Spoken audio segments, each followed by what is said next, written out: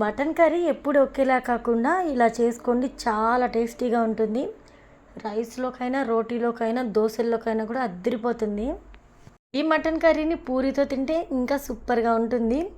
మరి ఇంకా ఆలస్యం చేయకుండా రెసిపీలోకి వెళ్ళిపోదామా? పదండి. అయితే ముందుగా 1/2 కేజీ మటన్ అయితే తీసుకొని ఈ విధంగా వీలైనంత సన్న ముక్కలుగా కట్ చేసుకోవాలి.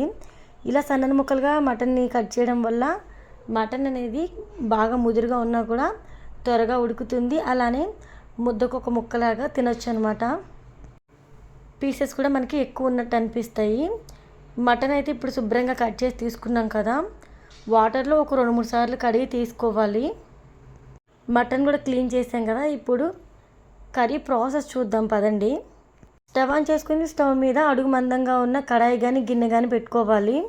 ఒక 3 టేబుల్ స్పూన్ల వరకు ఆయిల్ పోసుకోవాలండి. ఆయిల్ వేడిన తర్వాత 4 వరకు లవంగాలు, ఇంచు వరకు దాల్చిన చెక్క, ఒక 4 వరకు యాలకులు అయితే వేసుకొని 2-3 వరకు బిర్యానీ ఆకులు ఈ విధంగా అయితే వేసుకొని, మిరియాలు వేసుకోండి 1/2 టేబుల్ స్పూన్ వరకు వేసుకోండి, ఫ్లేవర్ అద్దరిపోతుంది. 2 పచ్చిమిర్చి వేసుకొని కరివేపాకు వేసుకొని నెక్స్ట్ ఇందులోకి గుప్పెడు పుదీనా తీసుకొని ఆయిల్లో ఫ్రై చేసుకోవాలండి. ఇది తెలంగాణ స్టైల్లో నేను ప్రిపేర్ చేస్తున్నాను మటన్ కర్రీ. ఆయిల్లో పుదీనా ముందే వేస్తారు. నూనెలో పుదీనా వేయించడం వల్ల టేస్ట్ అనేది చాలా బాగుంటుందండి.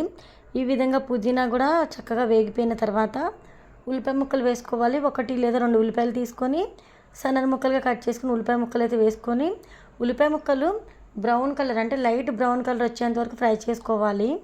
అప్పుడే మనకి కర్రీ అనేది ఇంకా టేస్టీగా కుదరడానికి ఛాన్స్ ఉంటుంది.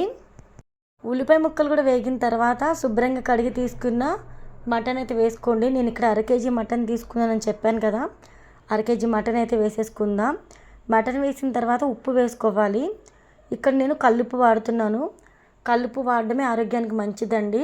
కల్లుప్పు మీ ఇంట్లో లేకపోతే కనుక నార్మల్ సాల్ట్ అయినా యూస్ చేసుకోవచ్చు. ఉప్పు వేసిన తర్వాత ఈ విధంగా మటన్ పీసెస్ని ఆయిల్లో ఈ విధంగా ఫ్రై చేసుకోవాలి.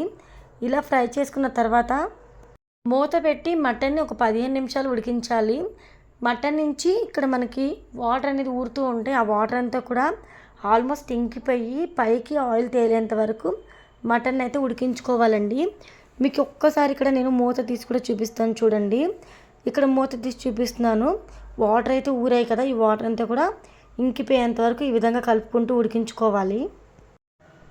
ఇక్కడ వాటర్ ఇంకిపోయి ఆయిల్ తేలిన తర్వాత మనం ఇక్కడ 1/2 టేబుల్ స్పూన్ వరకు పసుపు అయితే యాడ్ చేసుకొని అప్పటికప్పుడు ఫ్రెష్గా రుబ్బిన అల్లం వెల్లుల్లి పేస్ట్ అయితే ఒక 1 టేబుల్ స్పూన్ వరకు అయితే వేసుకోవాలండి.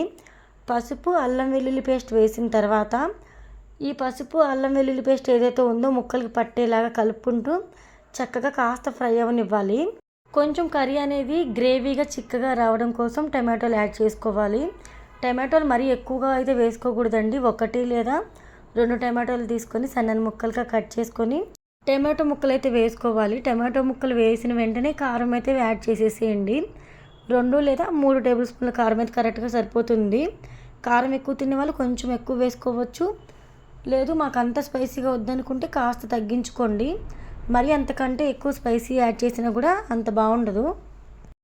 ఇప్పుడు ఒకసారి అంతా మిక్సీ ఇలా కలుపుకొని ఆ తర్వాత మూతను పెట్టేసి మంటని మీడియం ఫ్లేమ్లో కానీ లో ఫ్లేమ్లో కానీ అడ్జస్ట్ చేసుకొని ఒక 10 నుంచి 15 నిమిషాల వరకు టమాటోలు మగ్గేంత వరకు మగ్గనివ్వాలి.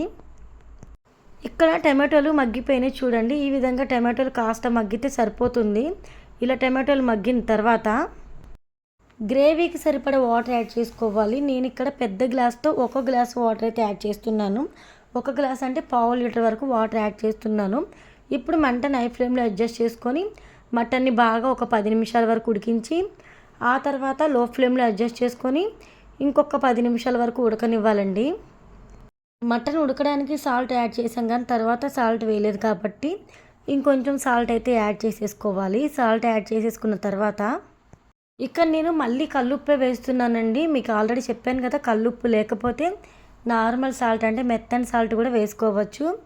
నెక్స్ట్ ఇందులోకి కొత్తిమీర అయితే వేసుకుందాం. చాలామంది కర్రీ ఉడికిన తర్వాత కొత్తిమీర వేసేసి ఫైనల్గా స్టవ్ ఆఫ్ చేస్తారు. అలా కాకుండా కొత్తిమీర వేసిన తర్వాత కూడా ఉడికిస్తే టేస్ట్ అనేది బాగుంటుంది. అలానే మసాలా పొడి కూడా ఒక 1/2 టేబుల్ స్పూన్ వరకు వేసుకోవాలండి. చికెన్ మసాలా, మటన్ మసాలా అని బయట దొరుకుతాయి కదా, అవి కాకుండా ఇంట్లో రుబ్బిన మసాలా అయితే వేసుకోండి.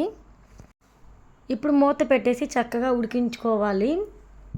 మీకు లో ఫ్లేమ్లో ఒక 10 నిమిషాలు ఉడికించుకోమని చెప్పాను కదా. ఆ తర్వాత కర్రీ మనకి ఈ విధంగా ప్రిపేర్ అవుతుంది. పైకి ఆయిల్ తేలిందంటే కర్రీ పర్ఫెక్ట్గా కుక్ అయిందని అర్థం. మీరు కూడా ప్రిపేర్ చేసుకోండి మరి.